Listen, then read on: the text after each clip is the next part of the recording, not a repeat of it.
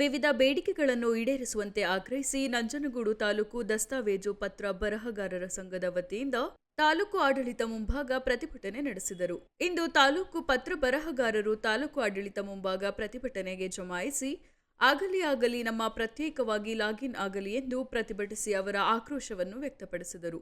ಈ ವೇಳೆ ನಂಜನಗೂಡು ದಸ್ತಾವೇಜು ಪತ್ರ ಬರಹಗಾರರ ಸಂಘದ ಅಧ್ಯಕ್ಷ ಪ್ರಕಾಶ್ ರಾಜೆ ಅರಸ್ ಮಾತನಾಡಿ, ಇತ್ತೀಚೆಗೆ ಫೇಸ್ಲೆಸ್ ಮತ್ತು ಪೇಪರ್ಲೆಸ್ ಕಾವೇರಿ 3 ಜಾರಿಯಾಗುವ ಮುನ್ಸೂಚನೆಗಳು ಕಂಡುಬಂದಿದೆ. ಈ ಒಂದು ತಂತ್ರಾಂಶ ಜಾರಿಯಿಂದ ಪತ್ರ ಬರಹಗಾರರಿಗೆ ಮತ್ತು ಸಾರ್ವಜನಿಕರಿಗೆ ತೊಂದರೆ ಉಂಟಾಗುತ್ತದೆ ಎಂದು ಸರ್ಕಾರಕ್ಕೆ ಎಚ್ಚರಿಸಿದರು.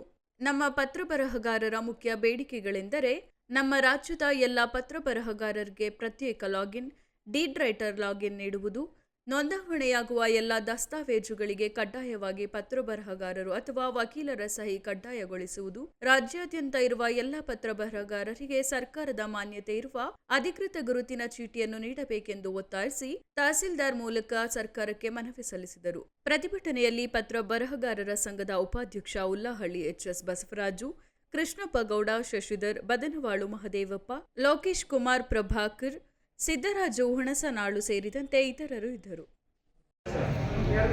ನಾವುಗಳು ನಂಜನಗೂಡು ತಾಲೂಕು ಪತ್ರ ಬರಹಗಾರ ಸಂಘದಿಂದ ಈ ದಿನ ಈ ಒಂದು ಸಾಂಕೇತಿಕ ಧರಣಿಯನ್ನು ನಡೆಸ್ತಾ ಇದ್ದೇವೆ. ಈ ಸಾಂಕೇತಿಕ ಧರಣಿಯ ಉದ್ದೇಶ ಏನು, ರಾಜ್ಯ ಸರ್ಕಾರ ಮತ್ತು ನೋಂದಣಿ ಇಲಾಖೆ ಇತ್ತೀಚೆಗೆ ನೋಂದಣಿ ಇಲಾಖೆಯಲ್ಲಿ ಆಯಾ ಒಂದು ಬದಲಾವಣೆಗಳನ್ನು ಮಾಡ್ತಾ ಪತ್ರ ಬರಹಗಾರರ ಒಂದು ವೃತ್ತಿಯನ್ನು ಕಿತ್ತೊಗೆಯುವ ಒಂದು ಕಾರ್ಯಕ್ರಮವನ್ನು ಹಮ್ಮಿಕೊಂಡಿದೆ. ಏನು ಕಾವೇರಿ 3 ಜಾರಿಗೆ ತಂದು ಫೇಸ್ಲೆಸ್ ಮತ್ತು ಪೇಪರ್ಲೆಸ್ ಅನ್ನೋ ಒಂದು ತಂತ್ರಾಂಶವನ್ನು ಜಾರಿಗೆ ತಂದು ಈ ಒಂದು ವೃತ್ತಿ ಏನಿದೆ ನಮ್ಮದು ಪತ್ರ ಬರಹಗಾರ ವೃತ್ತಿ, ಈ ವೃತ್ತಿಯನ್ನು ನಿರ್ಮೂಲನೆ ಮಾಡುವಂಥ ಪ್ರಯತ್ನ ಮಾಡ್ತಾ ಇದೆ. ಪತ್ರ ಬರಹಗಾರ ವೃತ್ತಿ ಅಂದರೆ ಕೇವಲ ನಮ್ಮ ಹೊಟ್ಟೆ ತುಂಬಿಸೋ ವೃತ್ತಿ ಅಲ್ಲ. ಇದು ನಾವು ಇಡೀ ಸಾರ್ವಜನಿಕರ ಒಂದು ಆಸ್ತಿ ಪಾಸ್ತಿಯನ್ನು ಕಾಪಾಡಿ ಅವರ ಒಂದು ಭದ್ರತೆಯನ್ನು ಕೊಡುವಂಥ ವೃತ್ತಿ. ನಾವು ಇವತ್ತು ಹೋರಾಟ ಮಾಡ್ತಾ ಇರೋದು ಕೇವಲ ನಮಗೋಸ್ಕರ, ನಮ್ಮ ಹೊಟ್ಟೆಪಾಡಿಗೋಸ್ಕರ ಅಲ್ಲ. ಇದು ನಮ್ಮ ಸಾರ್ವಜನಿಕರ ಆಸ್ತಿ ಪಾಸ್ತಿ ವಿಚಾರನೂ ಇದರಲ್ಲಿ ಇದೆ. ಯಾಕಂದರೆ ಒಬ್ಬ ಪತ್ರ ಬರಹಗಾರ ಒಂದು ವೃತ್ತಿಯನ್ನು ಮಾಡಬೇಕಾದ್ರೆ, ಒಂದು ಪತ್ರವನ್ನು ತಯಾರು ಮಾಡಬೇಕಾದ್ರೆ ಅದಕ್ಕೆ ಮೂಲವಾದ ದಾಖಲಾತಿಗಳು ಏನು ಮಾಲೀಕತ್ವಗಳನ್ನ ಪ್ರತಿಯೊಂದನ್ನು ನಾವು ಉಲ್ಲೇಖನ ಪ್ರತಿಯೊಂದು ಮಾಡಿ ಅವರ ಒಂದು ಮಾಲೀಕತ್ವವನ್ನಲ್ಲಿ ಪ್ರತಿನಿಧಿಸುವಂಥ ಒಂದು ಪತ್ರವನ್ನು ತಯಾರು ಮಾಡ್ತೀವಿ. ಈ ಒಂದು ಸರ್ಕಾರ ಏನು ಮಾಡಿದೆ, ಇತ್ತೀಚೆಗೆ ಈ ಒಂದು ಪತ್ರವನ್ನೇ ನಿರ್ಮೂಲನೆ ಮಾಡಿ ಫೇಸ್ಲೆಸ್ ಮತ್ತು ಪೇಪರ್ಲೆಸ್ ಅನ್ನೋ ವಿಧಾನ ಜಾರಿ ತರ್ತಾ ಇದೆ. ಇದರಿಂದ ಈ ಒಂದು ಪತ್ರವನ್ನು ತಯಾರು ಮಾಡಿ ನೋಂದಣಿ ಮಾಡೋ ವಿಧಾನದಲ್ಲಿ ಹಲವಾರು ಲೋಪದೋಷಗಳು ಕಂಡು ಬರ್ತಾ ಇದ್ದಾವೆ, ಕೆಲವು ಮೋಸ ವಂಚನೆಗಳು ಆಗ್ತಾ ಇದ್ದಾವೆ. ಈ ರೀತಿ ಇರುವಾಗ ಯಾವುದೇ ಪತ್ರ ಇಲ್ಲದೆ ಯಾವುದೇ ವ್ಯಕ್ತಿಗಳನ್ನ ತಹಶೀಲ್ದಾರ್ ಕಚೇರಿಗೆ ಹಾಜರಾತಿ ಮಾಡದೆ ಹಂಗೆ ನೋಂದಣಿ ಮಾಡೋದಾದರೆ ಏನು ಬೇಕಾದರೂ ಮೋಸಗಳು ವಂಚನೆಗಳು ಆಗ್ತದೆ ಅಂತ ಸಾರ್ವಜನಿಕರಲ್ಲಿ ಹೇಳಲಿಕ್ಕೆ ಇಷ್ಟಪಡ್ತಾ ಇದ್ದಾರೆ.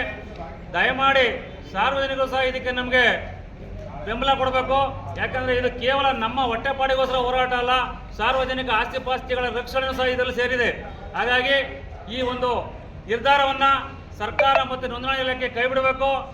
ಏನು ಹಿಂದೆ ನಡೀತಾ ಬಂತಾ ಇದೆ, ಏನು ನಮ್ಮ ಪುರಾತನ ಕಾಲದಿಂದ ಏನು ಬಂದಿದೆ, ನೂರಾರು ವರ್ಷಗಳ ಇತಿಹಾಸದಿಂದ ಏನು ಬಂದಿದೆ, ಈ ಪತ್ರ ಬರಹಗಾರ ವೃತ್ತಿಯನ್ನು ಹೀಗೆ ಉಳಿಸಬೇಕು. ನಮ್ಮ ಪತ್ರ ಬರಹಗಾರ ಒಕ್ಕೂಟದ ಒಂದು ಬೇಡಿಕೆ ಏನಂದರೆ, ಎಲ್ಲ ಪತ್ರ ಬರಹಗಾರರಿಗೂ ಈ ಒಂದು ಏನು ಪ್ರತ್ಯೇಕವಾದ ಒಂದು ಲಾಗಿನ್ ಕೊಡಬೇಕು.